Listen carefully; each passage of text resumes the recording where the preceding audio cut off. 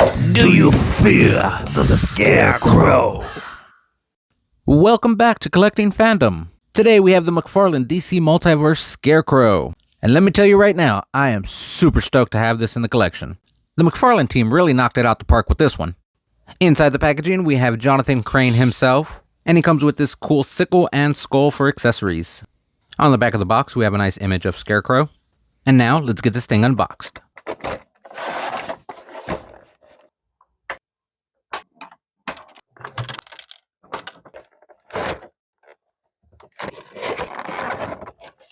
Holy cornfield full of crows, this figure is freaking awesome. The amount of detail on this is top notch, and they definitely nail the look of this character with this one.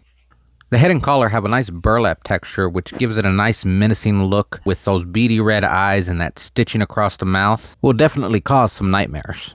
The hat on this figure also looks amazing and has some great detail with that rope around the brim and that wash, giving it a more organic look. This figure has a ton of detail, from the rope here and the tatters of the shirt on down to the bottom of the pant leg, to this nice cuff of hay sticking out from the shirt sleeve.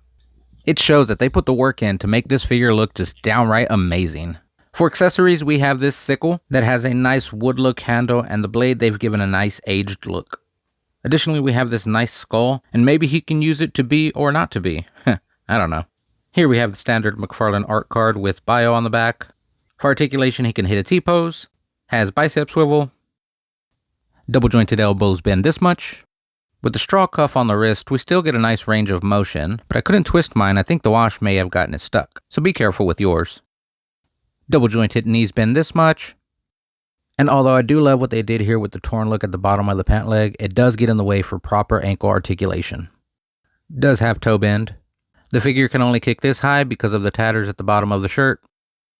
He can look up this high and down this low. The side to side was a little stiff, but can get this much here and this much here. Pretty standard diaphragm and hip swivel. Here he is next to a modern take on the Scarecrow. Next to the Arkham Scarecrow. And this shot right here, this is what it's all about. A lineup of Batman's rogues gallery. We're still missing quite a bit, and hopefully Mcfarlane can crank him out before he loses the license.